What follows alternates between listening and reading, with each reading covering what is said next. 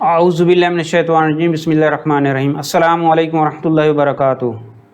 Viewers, मैं हूं मोहम्मद नदीम और आप देख रहे हैं एचटेक आईटी एजुकेशन। आइए आज के टॉपिक के बारे में आपको बताता हूं। पिछली वीडियो के अंदर हमने डाटा स्ट्रक्चर स्टार्ट किया था, लेकिन डाटा स्ट्रक्चर के अंदर हमने कुछ प्री रिक्विजिट कुछ टर्म्स हमने डिस्कस की थी। मसलन जैसे डाटा टाइप क्या होती है, वेरिएबल क्या होती है, उनकी डिक्लेरेशन क्या होती है, इन दोनों का आपस में रिलेशनशिप क्या है, डाटा टाइप का, वेरिएबल का। और दूसरे नंबर पे हमने ये देखा था कि मतलब इसका जो है इन दोनों में डिफरेंस क्या है। तो वो वाली चीज़ें चूँकि आगे इन टॉपिक्स के अंदर यूज़ होती हैं, तो अगर आपने वो वाली वीडियो नहीं देखी तो पहले वो आप वीडियो देख लीजिए, फिर आपको ये जो टॉपिक है ज़्यादा अच्छे तरीके से समझ आएगा। तो चलिए आज हम देखते हैं कि आज हम किन टॉपिक्स के ऊपर डिस्कस करने जा रहे हैं।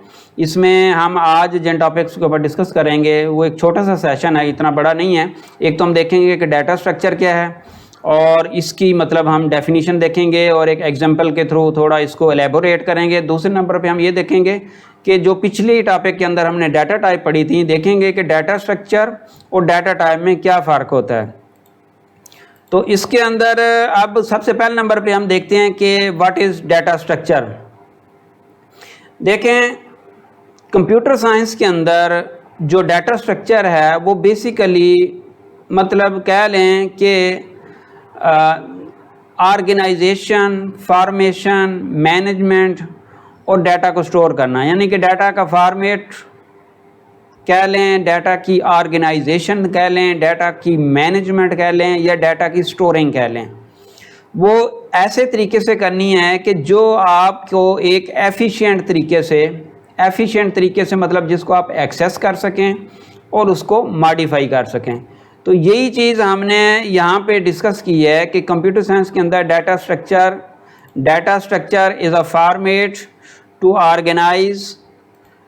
Organise manage and store data. यानी कि आपके पास जो डाटा स्ट्रक्चर है बेसिकली वो फॉर्मेट किसको फॉर्मेट टू ऑर्गेनाइज, मैनेज और store data in a way that allows efficient access and modification.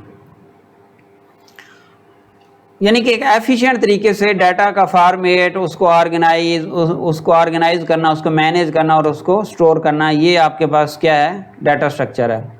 अब सिंपल मीनिंग के अंदर आप ये कह सकते हैं कि data structure is a collection of data values, ठीक है जी, relationship among them and the functions और operation that can be applied to that data.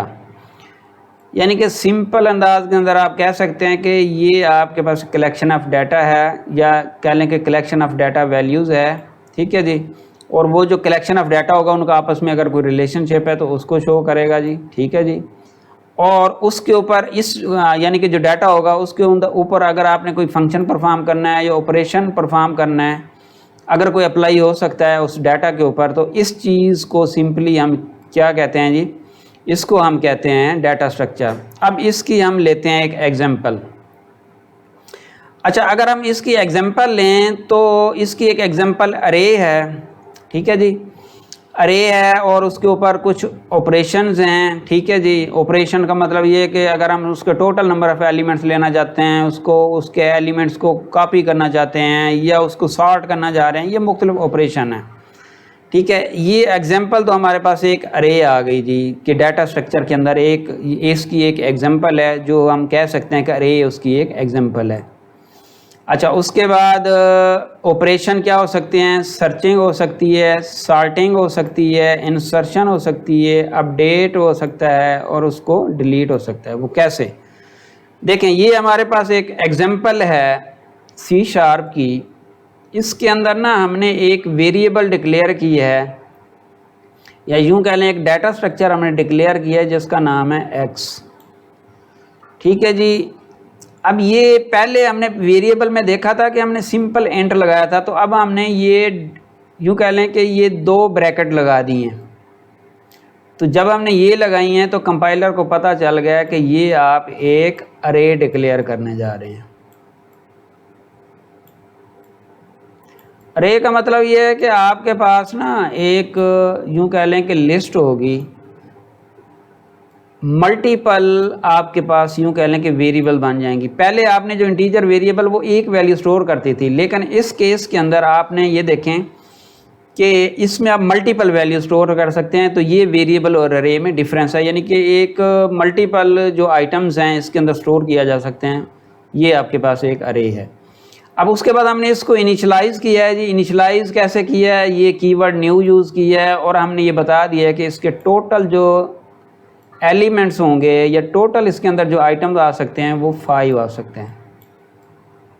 तो ये है जी इसकी डिक्लेरेशन एंड क्रिएशन। इसमें दो काम हुए हैं, एक तो हमने वेरिएबल डिक्लेयर किया, अरेड वेरिएबल या उसको डाटा स्ट्रक्चर कह लें, एक डाटा स्ट्रक्चर हमने क्रिएट की और उसकी जो हमने यहाँ पे उसको मतलब जो एलिमेंट उसके क्रिएट किए वो 5 एलिमेंट क्रिएट किए। ये एक प्रॉपर सिंटैक्स है अरे क्रिएट करना है का C# के अंदर। आप जिस लैंग्वेज में भी जाएंगे हर एक लैंग्वेज का अपना सिंटैक्स होगा, लेकिन इस केस में मैंने आपको C# की एग्जांपल दी है। अच्छा जी, अब ये देखें अरे डिक्लेयर हो गई। अरे डिक्लेयर होने के बाद पहले नंबर पे जो मैंने काम किया है जी, मैंने यहाँ पे लिखा है x और 0 ब्रैकेट के अंदर 0 लिखा है और इक्वल 10। इसका क्या मतलब है? इसका मतलब ये है कि वो जो हमने एक अरे बनाई थी जिसका नाम x था, उसके टोटल हमने 5 आइटम्स बनाए थे, वो क्रिएट हुए थे, मेमोरी के अंदर क्रिएट हो गए थे। दूसरे लफ्ज़ों में अगर मैं ये कहूँ कि ये देखें, ये आपके पास एक मेमोरी थी और जो ही आपने ये अरे डिक्लेयर की तो 5 एलिमेंट 1 2 3 4 और 5, ये 0 लोकेशन पे, ये 1 पे, ये 2 पे, ये 3 पे और ये 4 पे आपने क्रिएट कर दिया मेमोरी के अंदर ये एलिमेंट्स। अब ये इंडेक्स हैं, बेसिकली इनको बोलते हैं इंडेक्स। ठीक है जी, यानी कि ये उस अरे का इंडेक्स है और इंडेक्स हमेशा 0 से स्टार्ट होगा और ऑनवर्ड जाएगा, यानी कि टोटल जितने नंबर होंगे उससे -1 कर लें तो वो उसका लास्ट वाला इंडेक्स निकल आएगा और इस केस में 4 है आपके पास। अच्छा, अब जो ही मैंने ये पहली स्टेटमेंट चलाई तो यहाँ पे जी इस वेरिएबल के अंदर 10 स्टोर हो गया। अब ये देखें कि ये जो डाटा स्ट्रक्चर हमने एक बनाया था, डाटा स्ट्रक्चर के अंदर बेसिकली क्या होता है कि आपने इस ख़ास तौर पे अरे डाटा स्ट्रक्चर के अंदर अरे को अगर हम कर रहे हैं कि अरे के अंदर जो ही आप कोई आइटम डिक्लेयर करते हैं और इसको क्रिएट करते हैं तो फ़ौरन मेमोरी के अंदर ये आपके पास मेमोरी रिज़र्व हो गई 5 की इंटीजर, और इनमें से, लेकिन एक ज़हन में रखना कि इनमें से अभी जो हम C# के अंदर बात कर रहे हैं इनमें से हर एक जो आइटम होगा वो इंटीजर होगा, इंट हो सकता है। ये इंट के अलावा आप स्ट्रिंग नहीं कर सकते, स्टोर नहीं कर, स्ट्रिंग इसमें स्टोर नहीं कर सकते क्योंकि हमने यहाँ पे इंटीजर ही डिक्लेयर की है। अच्छा, अब जो ही पहली स्टेटमेंट चली तो ये 10 आ गया, दूसरी स्टेटमेंट के ऊपर जी यहाँ पे 20 आ गया, ये मेमोरी के अंदर 20 आ गया, स्टोर हो गया। तीसरे नंबर पे आपने स्टेटमेंट दी जी 30 नंबर, तो यहाँ पे 30 आ गया। थर्ड वन पे 40 आपने स्टोर कर दिया और फिफ्थ वन पे जी आपने 50 स्टोर कर दिया। तो इस तरह मेमोरी के अंदर ये पूरी अरे आपके पास डिक्लेयर होगी। लेकिन अगर आप ये आगे ये एक और वैल्यू आसान करने जाएंगे, फ़र्ज़ कि आप यहाँ पे 5वां यानी कि 6ठे नंबर पे जो अगला इंडेक्स आएगा तो ये आपके पास नहीं करने देगा और ये आपके पास एरर होगा, ये कंपाइलर एरर रह जाएगा। अच्छा, ये तो था हमने इसके अंदर वैल्यूज़, अरे के अंदर वैल्यूज़, एक डाटा स्ट्रक्चर हमने देखा कि डाटा स्ट्रक्चर क्या होता है। अब ये देखें जितना हमने काम किया है तो अब दोबारा डेफिनेशन देखेंगे तो फॉर्मेट टू ऑर्गेनाइज, ये देखें ऑर्गेनाइज तरीके से हमने डाटा रखा है, उसको मैनेज भी कर सकते हैं। कैसे मैनेज? उसमें डाटा स्टोर कर सकते हैं, रिट्रीव कर सकते हैं, ऑपरेशन कर सकते हैं। ठीक है, ऐसे एक एफिशिएंट तरीके से हमारे पास ये एक डाटा आ गया है जिसको हम अभी हमें से किसी, जिस तरह ये मैंने स्टेटमेंट लिखी है यहाँ पे, बाद में आप एक नई स्टेटमेंट इनको आप यूज़ कर सकते हैं पूरे प्रोग्राम के अंदर, चाहे 50 दफ़ा रेफ़र करना चाहें, x(0), x(1), x(2), x(3), x(5), 4, तो जितनी दफ़ा आप इनको चेंज करना चाहें तो कर सकते हैं और इसको मॉडिफाई भी कर सकते हैं। तो अब मेरे ख्याल में ये जो आपको एग्जांपल दिए इससे आपको डाटा स्ट्रक्चर क्लियर हुआ होगा। और data structure is a collection of data values, यानी कि ये देखें यहाँ पे हमने कलेक्शन, वैल्यूज़ की कलेक्शन है, इनका रिलेशनशिप क्या है जी, एक दूसरे के साथ के सारे इंटीजर हैं। ठीक है, और ख़ास सीक्वेंस पे आते हैं। और फंक्शन इनके ऊपर क्या ऑपरेट हो सकते हैं, एक एग्जांपल दिया मैंने फंक्शन की कि ये जब आप अरे डिक्लेयर कर लेंगे तो इसका एक फंक्शन है लेंथ का। जो कि आपको रिटर्न करेगा टोटल नंबर ऑफ आइटम्स, जितने भी इसके आइटम्स हैं। तो यहाँ पे टोटल कितने हैं जी? 5 हैं। अब ये एक जो स्टूडेंट्स को या जो मतलब कह लें कि जो अरेज के ऊपर काम करते हैं मुख्तलिफ लैंग्वेजेस के अंदर, तो वहाँ पे ना एक कन्फ्यूजन होती है कि जी देखें लेंथ में 5 रिटर्न, ये 5 रिटर्न करेगी, लेकिन यहाँ पे इंडेक्स हमने 0 से लिए 4 तक। तो उसकी रीज़न ये है कि हर लैंग्वेज का अपना एक सिंटैक्स होता है। हो सकता है कुछ लैंग्वेजेस के अंदर आपको मिल जाए कि 1 से स्टार्ट करें, लेकिन आम तौर पे ऐसा नहीं होता, तो 0 से स्टार्ट करते हैं। तो चूँकि 0 एक वैल्यू है, कोई नल वैल्यू नहीं है, बल्कि ये हमने ऑलरेडी एक डिस्कस किया था कि 0 भी एक वैल्यू है, नल वैल्यू नहीं है। नल वैल्यू तो होती है कि अनडिफाइंड हो, कुछ भी ना हो। तो इसलिए जो इसकी इंडेक्सिंग है हमेशा अरे की 0 से स्टार्ट होगी और टोटल जो लेंथ होगी उसमें -1 कर लें तो वो टोटल नंबर निकल आएंगे। ठीक है जी। और लेकिन जब लेंथ आप एटम काउंट करेंगे तो उसमें ये 5 होंगे। अच्छा जी, अब हम देखते हैं कि डाटा स्ट्रक्चर और डाटा टाइप में क्या फ़र्क है।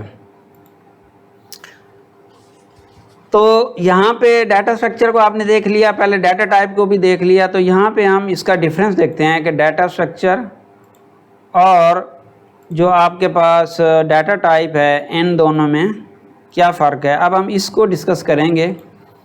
तो आइए देखते हैं कि ये हमारे पास यूँ कह लें कि ये पॉइंट्स हैं डाटा टाइप के और डाटा स्ट्रक्चर, इनको ज़रा कंपेयर करते हैं।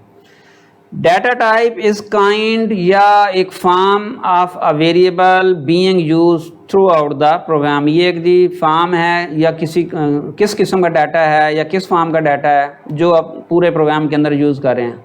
लेकिन data structure can be collection of data of different data types. ये तो एक वेरिएबल है ना, सिंपल वेरिएबल, लेकिन ये कलेक्शन ऑफ डाटा, यूँ कह लेंगे कलेक्शन ऑफ वेरिएबल हो सकती है। ये दोनों में फ़र्क है डाटा टाइप में और डाटा स्ट्रक्चर में, पहला फ़र्क। उसके बाद value can be assigned of A given type only. इसमें क्या होता है कि जिस टाइप की आप वेरिएबल डिक्लेयर करेंगे उसी टाइप का डाटा आप असाइन कर सकते हैं। तो लेकिन कलेक्शन जो डाटा स्ट्रक्चर में होता है, collection of data can be represented using an object. इसमें एक किसी टाइप को आप यूज़ कर सकते हैं, लेकिन इस केस में आप क्या करेंगे कि आपको एक ऑब्जेक्ट यूज़ करते हुए उसके थ्रू उसको हैंडल कर। जिस तरह अरे था, अरे का एक ऑब्जेक्ट बनाया था हमने, कह लें उसका, फिर हमने रेफ़र किया जी उसके 0 पॉइंट के ऊपर, 0 जो लोकेशन है उसके ऊपर क्या है, दूसरे पे क्या है, तीसरे पे क्या हो। अच्छा जी, वैल्यू, उसके बाद आगे जी value can be use throughout the program, और इसमें भी यही होता है कि थ्रू आउट द प्रोग्राम कर सकते हैं। अच्छा जी, उसके बाद एक और जी डिफरेंस है, can hold value but no not data. यानी कि इसमें वैल्यू होती है, हम उसे वैल्यू कहेंगे, डाटा नहीं कहेंगे, बल्कि यूँ कह लें कि लेस डाटा होती है जो आपके पास डाटा टाइप होती है। लेकिन डाटा स्ट्रक्चर के केस में क्या होता है, it can hold multiple types of data with in a single object. पिछली तो हमने जो एग्जांपल देखी उसमें तो एक ही टाइप का डाटा था, लेकिन कुछ डाटा स्ट्रक्चर या जिस तरह जावास्क्रिप्ट है उसके अंदर आप एक अरे अगर क्रिएट करते हैं तो जिस टाइप का मर्जी डाटा उसमें सिंगल ऑब्जेक्ट में स्टोर करें तो अवेलेबिलिटी होती है। लेकिन ये डिपेंड करेगा कि आप किस लैंग्वेज में काम कर रहे हैं।